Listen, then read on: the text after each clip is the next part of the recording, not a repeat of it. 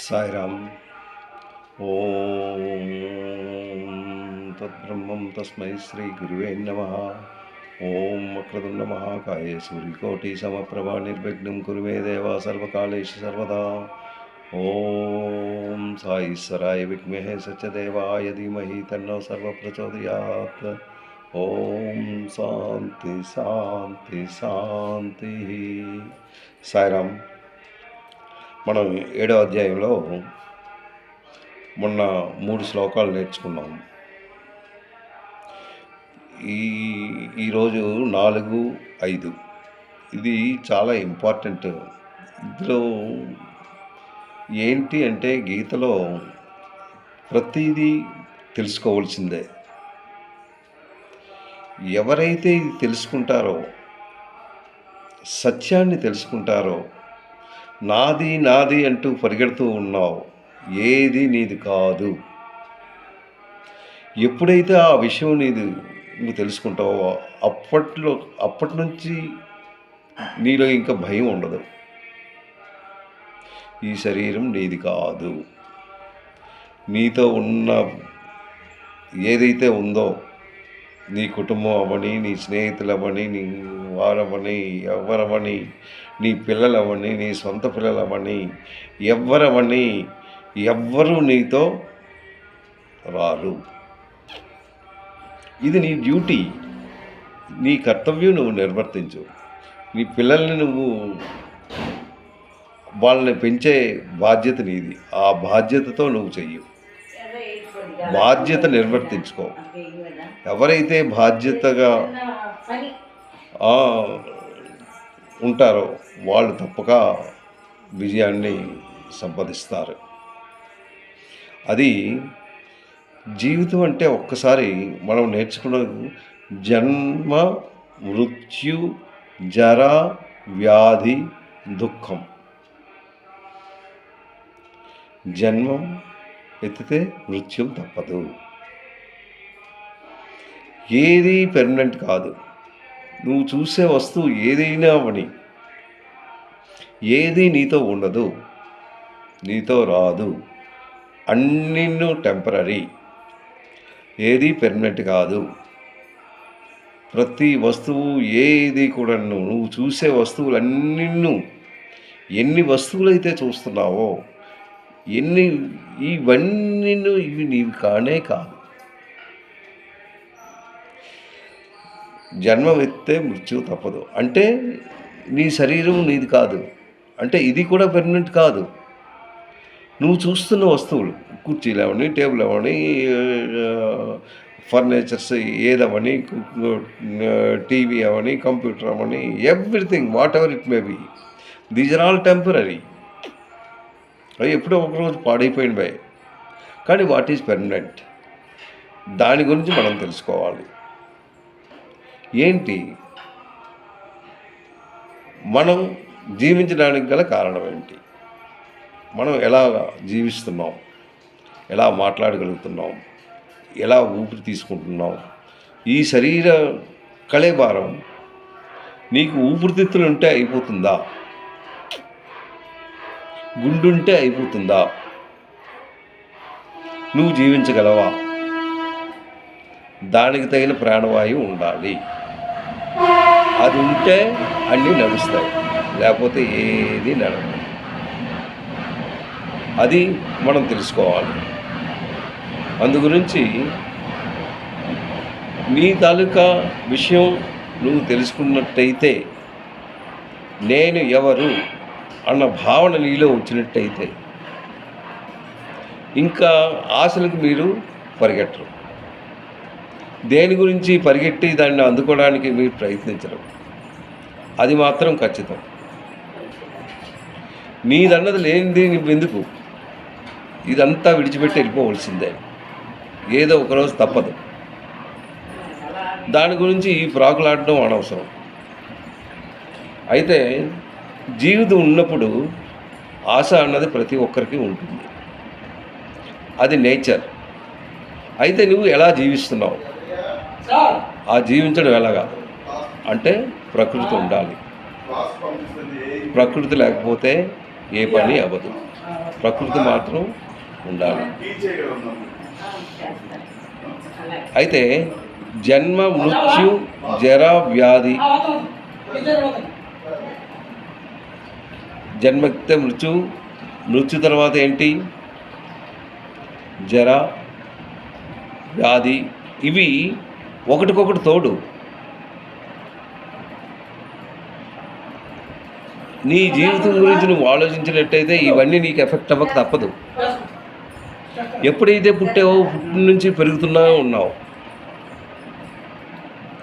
ముందు బాలుడిగా పుట్టావు, చిన్న మనిషిగా పుట్టావు, ఆ తర్వాత అలా పెరుగుతూ పెరుగుతూ మనిషిగా ఏర్పడ్డావు.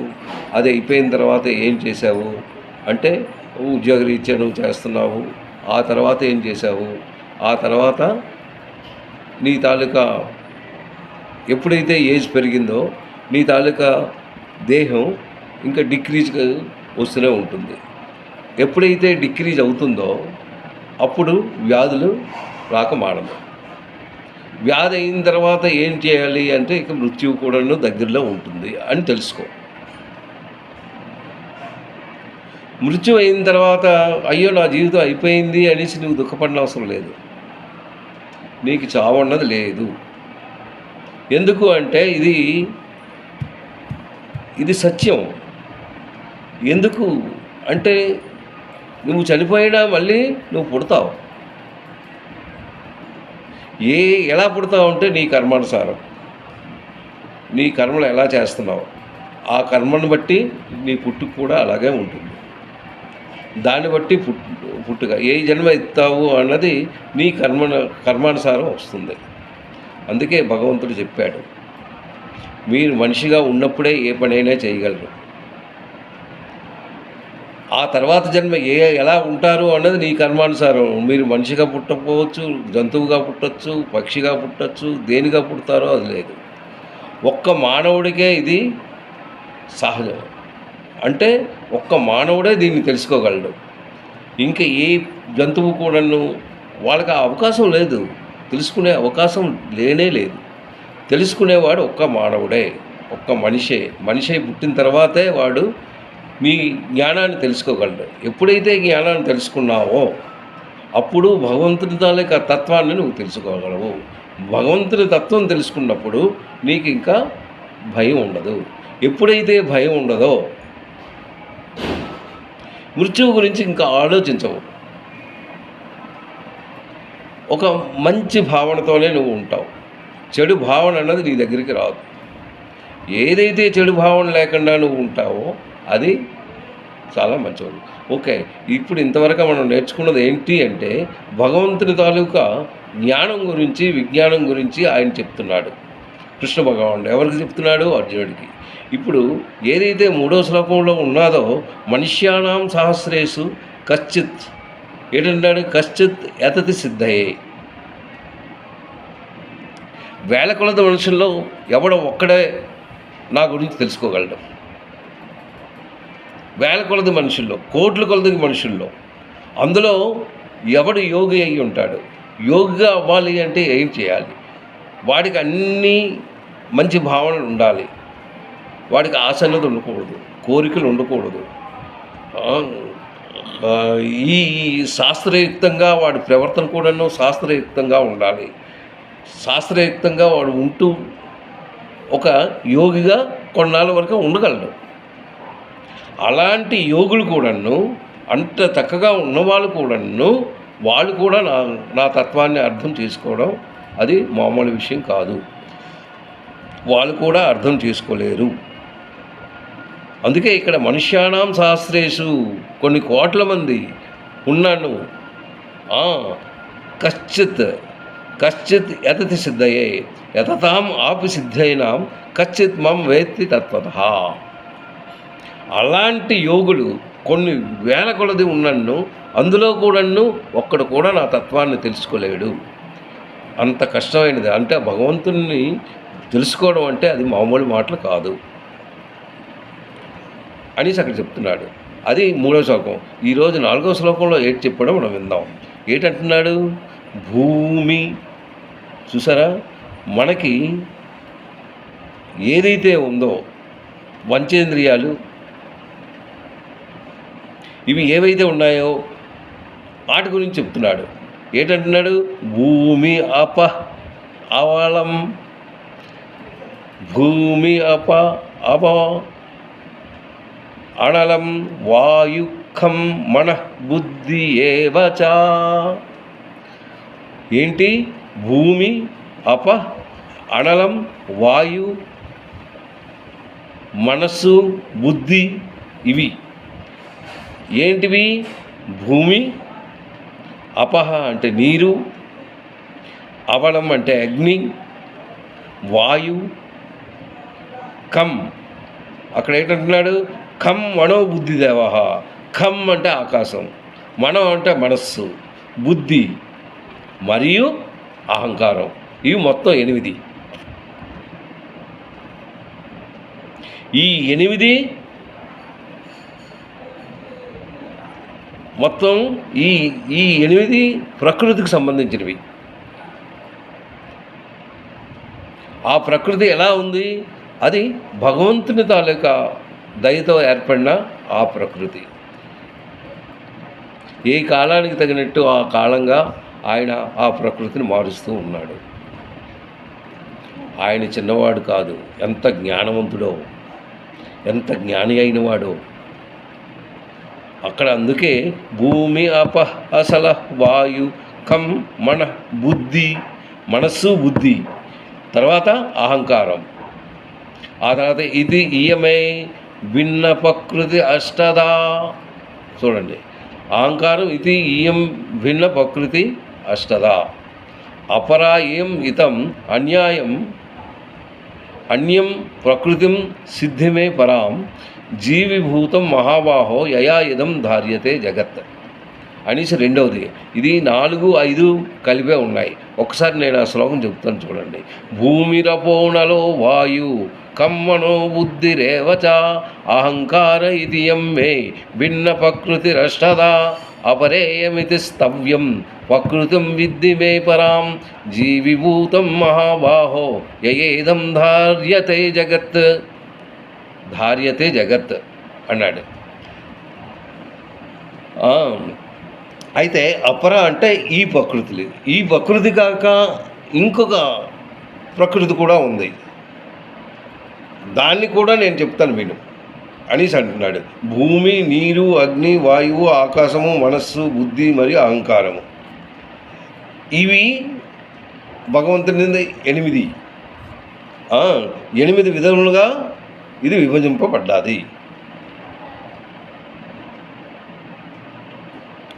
ఈ 8 విధాలు కాక ఈ అష్టవిధి ప్రకృతి, ఇది ఏంటి? అష్టవిధి, అష్ట అంటే 8 విధములైన ప్రకృతులు. నీలో ఉన్నవి 3, అది మాత్రం గుర్తు తెచ్చుకో. ఏంటి? మనస్సు, బుద్ధి, అహంకారం. వాటితోనే నీ బాడీ ఏర్పడ్డది. మనస్సు ఉండాలి, బుద్ధి ఉండాలి, అహంకారం ఏంటంటే మనిషిని కిందకి అణిచేస్తూ ఉంటుంది. అది నీ తాలూకా బుద్ధిని బట్టి అది ఉపయోగపడుతూ ఉంటుంది. నీ బుద్ధి ఎలాంటిదో నీ శరీరం తాలూకా లక్షణాలు కూడా అలాగే ఉంటుంది. మనస్సు ఎలాగా ఉంటుందో బుద్ధి కూడా అలాగే పనిచేస్తూ ఉంటుంది. మనస్సుని గెలవకుండాను మనస్సును కట్టుదిట్టం చేసినట్టయితే మిగిలినవన్నీ చక్కగా నడుస్తాయి. అందుకే ఈ 3. ఆ తర్వాత భూమి, ఆకాశం, నీరు, వాయువు, అవి వేరు. భూమి, నీరు, అగ్ని, వాయువు, ఆకాశం, ఈ 5. అవి కాక ఇవి 3. ఏంటి? మనస్సు, బుద్ధి, అహంకారం. ఈ మొత్తం 8తో ప్రకృతి భగవంతుడు ఉన్నాడనమాట. అంటే ఇవన్నీ భగవంతుడివే. భూమి ఎలా తయారవుతుంది? ఆకాశం ఎలా ఉంది? నీరు ఎక్కడి నుంచి వచ్చింది? ఒకసారి మీరు ఆలోచించుకోండి. ఎలా వచ్చింది నీరు? అగ్ని కూడా ఎలా వచ్చింది? అగ్ని లేకపోతే అవ్వదు. అంటే సూర్యుడు లేకపోతే అస్సలు మానవుని జీవితమే లేదు. ఇవన్నిటికీ మూలం వాయువు. గాలి కూడా ఉండాలి. గాలి లేకపోతే మనిషి జీవించలేడు. జీవన విధానమే ఉండదు. ఈ ఎంత ఇంపార్టెన్స్ ఉన్నదో అది మీరు గ్రహించుకోవాలి. అదే జ్ఞానం. ఆ ఇంపార్టెన్స్ ఉన్నవి 5 అవి కాక మనిషిలో ఉన్నవి ఈ మూడు కూడా ఉంటాయి. ఈ 3 ఉన్నట్టయితేనే మనిషి జీవిస్తాడు. అది ఇక్కడ చెప్తుంది అన్నమాట. అప్పుడు అపరా ఇయం ఇతం తు అన్యం ప్రకృతిం విద్ధి.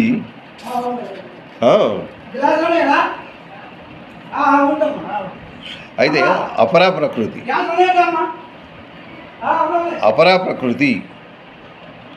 ప్రకృతి అని లేక దీన్ని జడం కూడా అంటారు. యయ ఇదం జగత్, దీని చేతే ఈ మొత్తం ప్రపంచం తయారైంది. ఇందులో ఏ ఒక్కటి లేకపోయినా ఈ జగత్తే ఉండదు, మొత్తం ప్రపంచమే ఉండదు. ధార్యతే, అక్కడ ఏంటంటున్నాడు? ధార్యతే, ఏదైతే ధరిస్తుందో ధార్యతే మే జీవభూతం, అది జీవులు ఎలా నివసిస్తున్నారు? ఈ మొత్తం ఈ 5తోనే జీవిస్తున్నారు. ఏంటి? జీవరూపమైన ఇది కాక పరా ప్రకృతి, అది అపరా అన్నది 8, అవి కాక పరా అంటే మొత్తం ఇవన్నీ కంట్రోల్ చేసిన అతను. ఇవన్నీ ఎవరు కంట్రోల్ చేస్తున్నారు? భగవంతుడు. అతనే అపరా ప్రకృతి అంటున్నాడు. అపరా ఇయం ఇతం అన్యం ప్రకృతం సిద్ధమే పరాం అనేసి. అయితే ఈ జగత్తు ధరించబడుతుంది నా యొక్క జీవరూపమైన పరా ప్రకృతిని ఈ అష్టవిధి ప్రకృతి, ఈ 8 నేను చెప్పినవి, అవి కాక భగవంతుని కంట్రోలింగ్ పవర్. అంటే భూమి చుట్టూ, అంటే సూర్యుడు ఉన్నాడు, అది ఒక గ్రహం, దాని చుట్టూ భూమి తిరుగుతుంది, భూమి చుట్టూ చంద్రుడు తిరుగుతున్నాడు.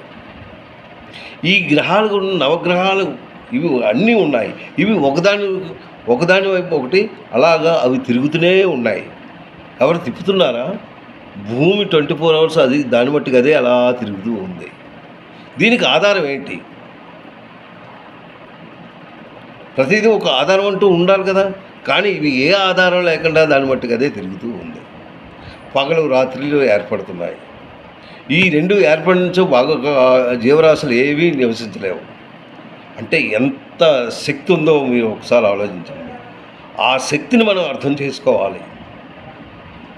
దాన్నే ఇక్కడ అంటే ఈ 2 శ్లోకాల్లో ఎంతో ఇంపార్టెన్స్ ఉన్నది. ఆ ఇంపార్టెన్స్ మనం గ్రహించుకున్నట్టయితే మన తాలూకా శక్తి ఏంటి అన్నది మనకు తెలుస్తుంది. ఇవన్నీ కూడా మన కోసం కాచుకునే ఉంటాయి. నేను కర్తను, నేను చేశాను, నువ్వెవడు చేయడానికి? నేను నేను నేను అంటున్నావే, ఇది నేను చేశాను అని నీకున్న పవర్ ఏంటి? ఏమీ లేదు, నథింగ్. అంతా ఆ భగవంతుని తాలూకా శక్తి మీద ఆధారపడి ఉంది. అందు గురించి ఆ భగవంతుని మనం తెలుసుకోవడంలో మనం జ్ఞానం విజ్ఞానం 2 ఉండాలి. ఇవి మనం తెలుసుకోవాలి. అయితే నీదన్నది ఏంటి? భార్య, కుమారుడు, కుటుంబం ఇవన్నీ నీవా? నాది నాది అని ప్రాకులాడుతున్నావే, ఇవన్నీ విడిచిపెట్టి వెళ్ళవలసిందే. ఏది పెర్మనెంట్ కాదు. నీవు కూడాను పెర్మనెంట్ కాదు. నీ తాలూకా ఇది అయిపోయిన తర్వాత నువ్వు వెళ్ళిపోవడమే. అంటే జన్మ, మృత్యు, జర, వ్యాధి, దుఃఖం,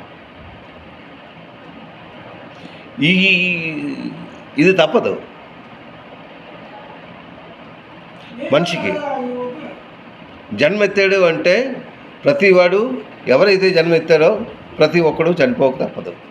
అదే జన్మ మృత్యు. ఆ తర్వాత జబ్బులు వస్తాయి, ముసలితనం, ఇవన్నీ కూడా ఇవి ఏంటిది? మన కోసం కాచుకొని ఉన్నాయి. ఏ క్షణంలో అయినా మృత్యు వస్తుందో ఎవరికి, నువ్వు ఇప్పుడు మాట్లాడుతున్నావు కానీ ఒక క్షణంలో ఏంటవుతుంది అనేది ఎవ్వరికి ఏమీ తెలియదు. ప్రతి క్షణం భగవంతుడిదే. జీవించిన ప్రతి క్షణం జీవితం యొక్క విలువను గుర్తిస్తూనే ఉంటాయి. అది జ్ఞానం నుంచి విజ్ఞానం వైపు. విజ్ఞానం అంటే అన్నీ తెలిసినవి. నీకు కంటకు కనబడినవన్నీ జ్ఞానమే. ఇంకా లోన ఉన్నాయి. ఏదైతే కనబడదో, అహంకారం నీకు కనబడదు, మనసు కనబడదు, బుద్ధి కనబడదు. కనబడనివి అది విజ్ఞానం వైపు తీసుకెళ్తుంది. కనిపించినవి ఇవన్నీ టెంపరీ అని తెలుసుకుంటావు. అవి పెర్మనెంట్ కాదు, కానీ ఒకానొకప్పుడు పోతుంది.